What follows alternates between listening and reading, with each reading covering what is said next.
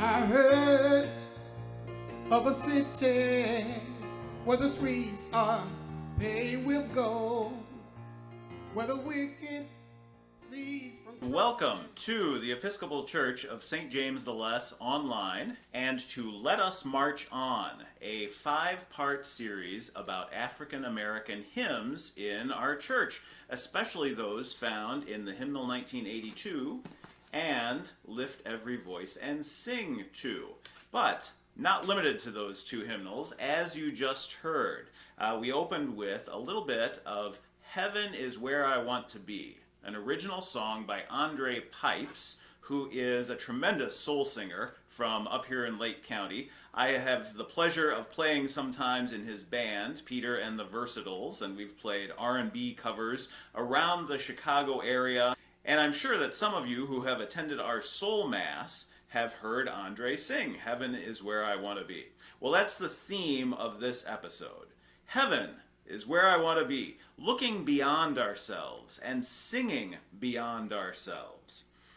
Now, I know from talking to many of you that you adore African American hymns in our church, and that those are some of our favorite songs. Songs like Precious Lord, Take My Hand, and Every Time I Feel the Spirit. And so in future weeks, we'll be talking about spirituals, about classic gospel leading up to around 1970, modern gospel, the stuff that came after 1970, and hymns by black composers in the Anglican tradition. But this week, I want to think about why we, as a predominantly white church body, might want to deliberately sing songs by black composers. And so to think about that, we'll be thinking about Andre's song. It'll come back in all its glory at the end of the episode.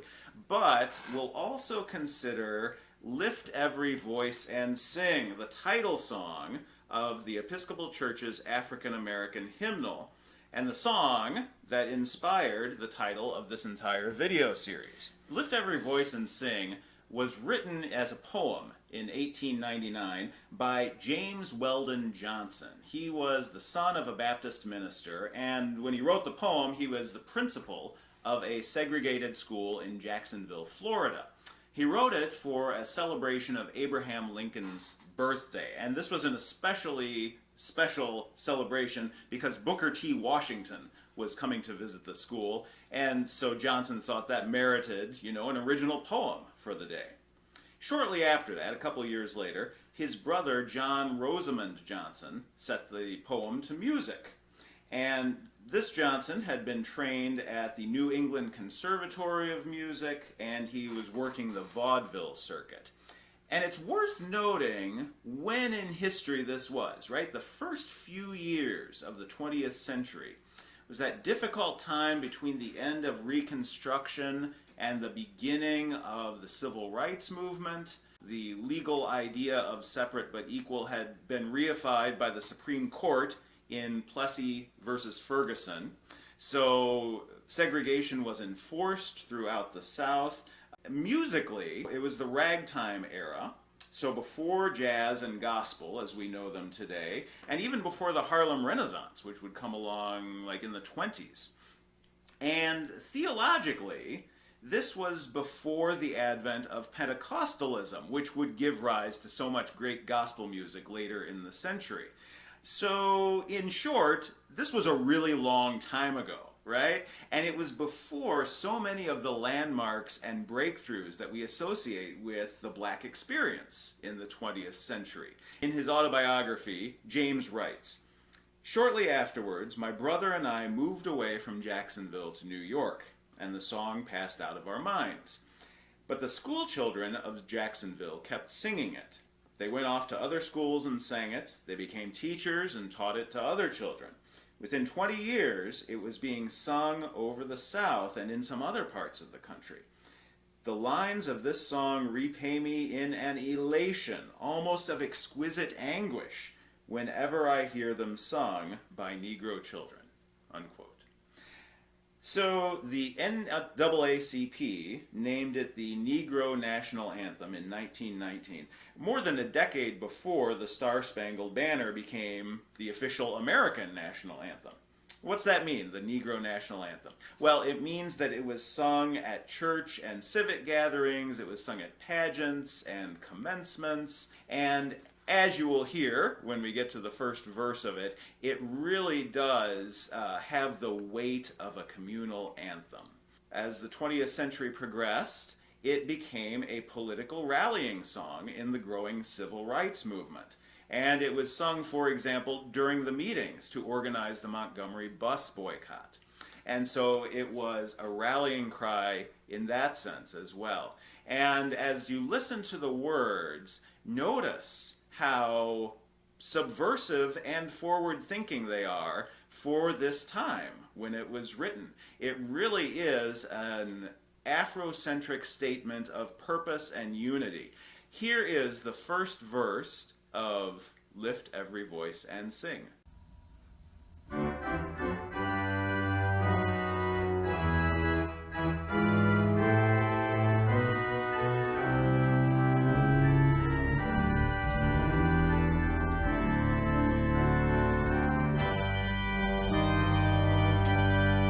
Lift every voice and sing, till earth and heaven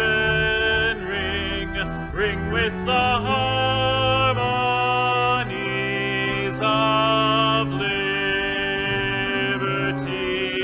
Let our rejoicing rise high as the listening skies. Let it resound loud as the rolling sea. Sing a song full of the faith that the dark past has taught us. Sing a song full of the hope that the present has brought us. Facing the rising sun of our new day begun, let us march on till victory is won.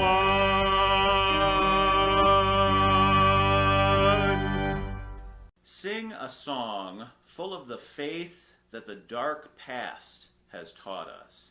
And one of the things that's so remarkable about this song is how it looks both backward to the Negro spirituals that rose in the time of slavery, and forward, both to the gospel music that would come up in the 20th century, but also even further than that, to a day when all Christians will stand together in the presence of God. Lyrically, it draws a lot from the spirituals, and we'll hear this in verse 2 especially. We'll talk more about spirituals in the second episode, but I want you to notice two themes that Reverend James H. Cone identifies in spirituals in his excellent book, The Spirituals and the Blues. That God is a liberator, and that God suffers with God's people. Both of those things are intertwined. And one thing that spirituals do so well is identify the pain that God's people are going through and make it clear that when people suffer, God suffers with them. You may be familiar with Jon Batiste, who leads the music for The Late Show with Stephen Colbert. He's a jazz keyboard player. He led this song in several peaceful protests over the summer of 2020. He says, "When you play that song, Lift Every Voice and Sing, people rise up and stand together and remember all that we have gone through. It's like saying, if we can get through all of that, we can transcend even this moment of atrocity." I will let Andre say more about this idea of how gospel music and spirituals are linked historically to the suffering of African American people. And then we'll listen and hum along or sing along, if you'd like, to verse 2 of Lift Every Voice and Sing. Here's Andre. When you're leading a worship song for people, whether it's in church or whether it's in concert, what are you thinking about?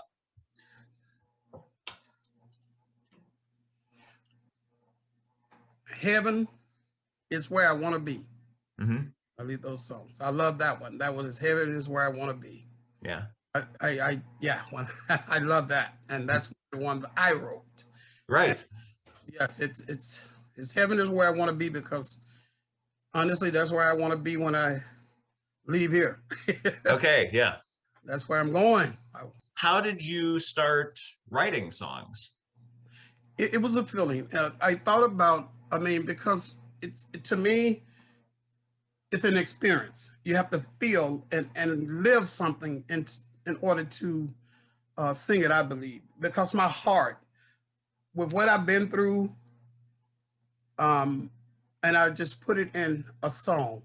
I remember growing up, I was, even when I was 4 years old, some of my white brothers, they was riding in a truck, and we was in Mississippi, a bunch of white gentlemen, and they hit me. They was throwing stuff, and they was hitting me.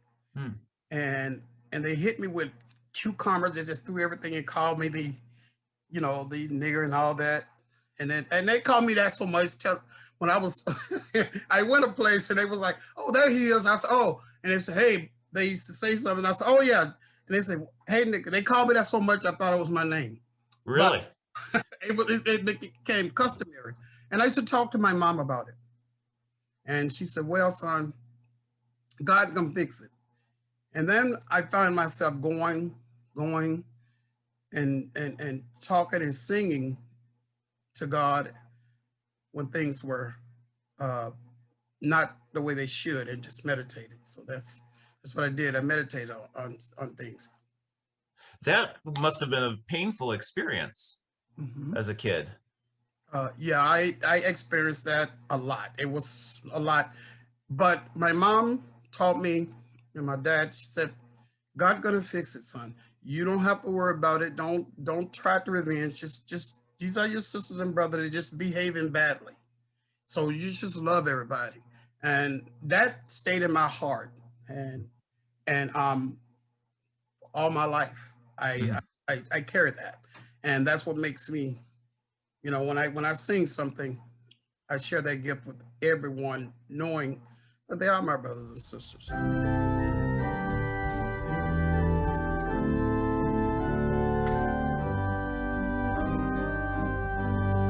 Stony the road we trod, bitter the chastening rod, felt in the days when hope unborn had died, yet with a steady beat, have not a weary feet come to the place for which our parents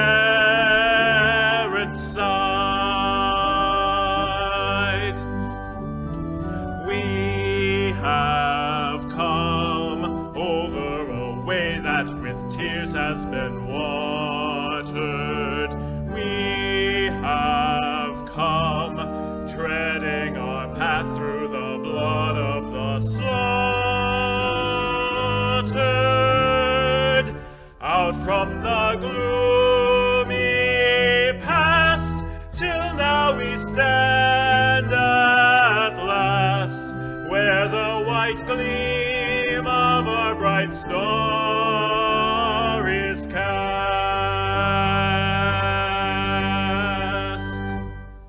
Now, Lift Every Voice and Sing is based on images from the spirituals, but it's much more elaborate and flowery than those songs typically allow themselves to be. And that makes sense, right? Given the heightened situation at which it was premiered, the visit of Booker T. Washington to a school. And the same is true of the music. You know, spirituals are often very simple songs. If they have chords at all, it's usually 2 to 4 chords. Whereas this song is all over the map, throwing in complex harmonies, notes from outside the key. You know, the main melody might, in hands other than Rosamond Johnson's, be chorded like this.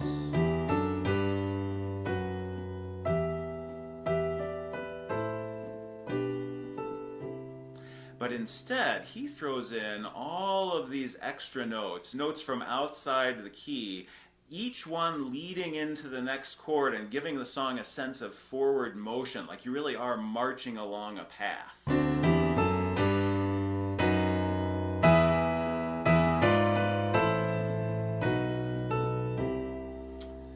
Right?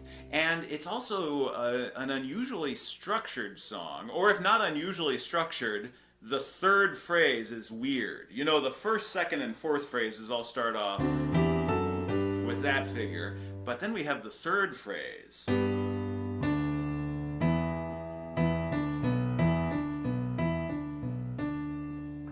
And more than one writer has compared that to recitative, the singing technique that you would find in operas or oratorios. You know, if you can picture in Messiah, the bass singing, "For behold, darkness shall cover the earth," right? It's that style of singing that's not really meant to be like a melodic hook or anything, but it's supposed to present the text in a sort of spoken manner, right? With the same rhythm and cadence that you would find if it were spoken.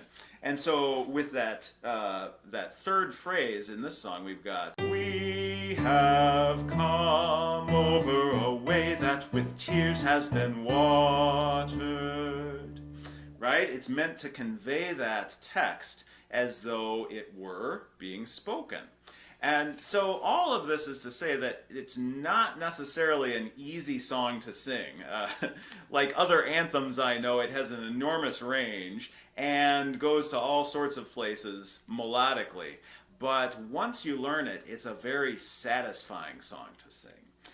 So as we head into verse 3, notice that it moves to a hopeful ending. We've come out of the dark past, and by God's grace, we're heading toward a future of unity and pride, and explicitly national pride.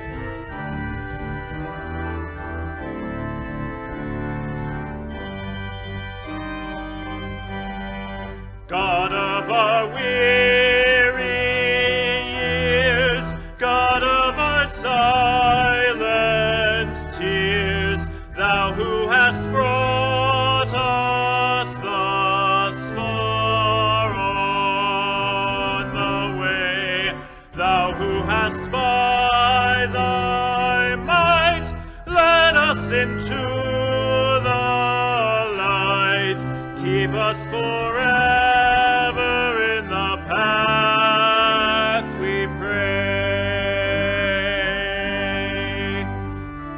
Lest our feet stray from the places, our God, where we met thee, lest our hearts, drunk with the wine of the world, we forget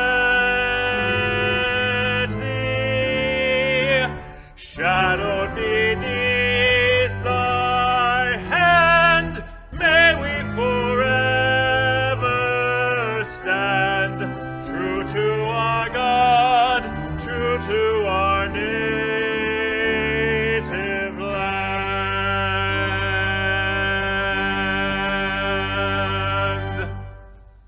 So one question to consider is, why should we, a primarily white church body, sing African American music in church? And my answer to that, my internal, if not external answer, is why wouldn't we? These songs are great. And when they put out the Lift Every Voice and Sing hymnal, the Venerable Hartshorn Murphy, who was then Archdeacon of Los Angeles, said, "White people, too, want to rejoice and sing Blessed Assurance with abandon." Yeah.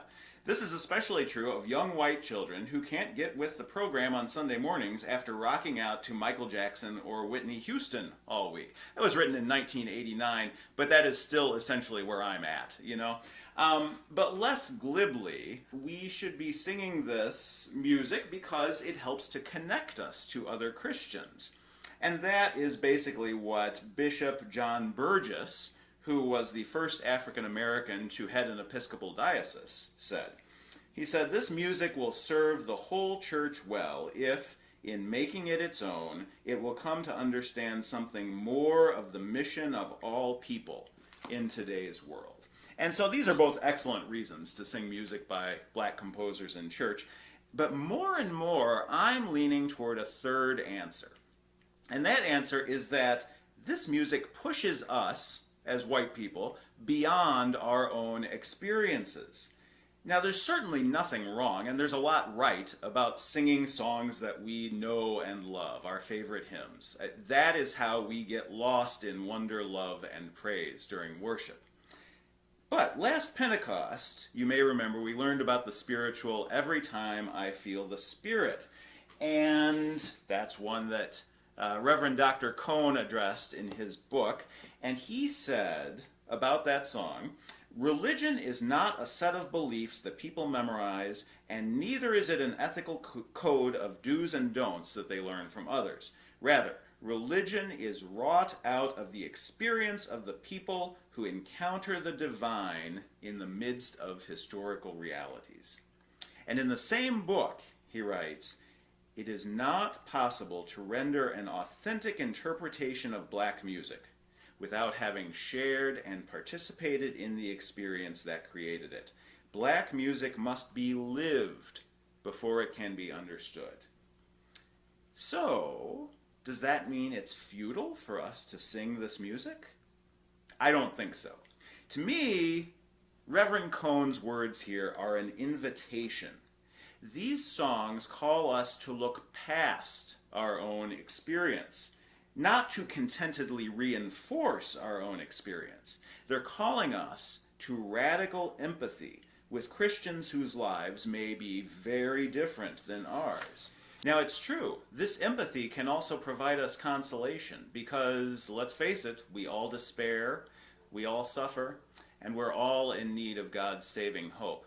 But let's just remember, when we sing the songs of black composers, that they are allowing us graciously to enter a different world. And so we can learn about that world and learn the origin of these songs and learn about suffering and hope that are different than our own.